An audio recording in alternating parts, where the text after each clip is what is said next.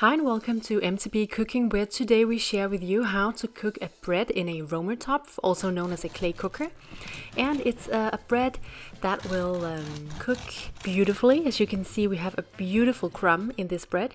It's very easy to make, and we see the ingredients here for the dough, which will rise for a long time, 12 hours.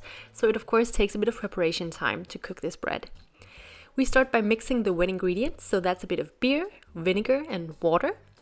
Then we can add in fresh yeast, and we use a small amount, and that is because we are going to let the dough rise for a long period of time. So it actually requires only a little bit of yeast. So we'll mix these ingredients very well to make sure that the yeast is dissolved. And then we can move on to mixing the dry ingredients. So that is wheat flour, and it's sugar and salt. Mix this very well before combining with the wet ingredients. Do this little by little, but make sure to really combine the ingredients very well to not have these small lumps of flour that has not been mixed with the wet ingredients.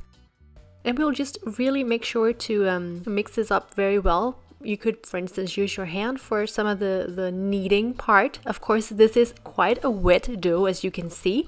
So it's not the objective to have like a solid bowl of completely non-sticky dough. Then you can leave the dough to rise for 12 to 18 hours, just covered up by a bit of film and a kitchen towel, and just leave it on the kitchen table so it stands at quite a high temperature. And after the many hours of rising, what you see here is the dough. And what we can do here is to just put it onto a floured kitchen table so that we can fold it through. And when I say fold, I actually mean it literally. We'll kind of fold the dough onto itself. We are utilizing the fact that the dough is nice and elastic, so we can just spread it a little thin and then fold the sides onto the center of the dough. And we do this for 3 to 4 folds. After that, we can leave it to rise for another 2 hours, also just on the kitchen table, so at quite a warm temperature. In the meantime, we have prepared the clay cooker by adding water to both bottom and lid and let it soak for half an hour.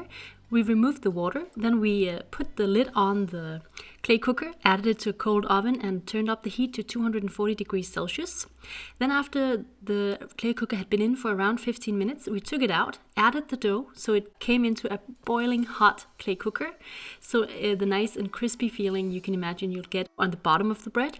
Afterwards, we gave this bread 30 minutes at 240 degrees Celsius. That is, by the way, 460 degrees Fahrenheit. After the 30 minutes, we could take off the lid of the clay cooker and give the loaf another 10 to 15 minutes at 220 degrees Celsius. That's 430 degrees Fahrenheit. So we got also a nice and crispy feeling on the above part of the bread.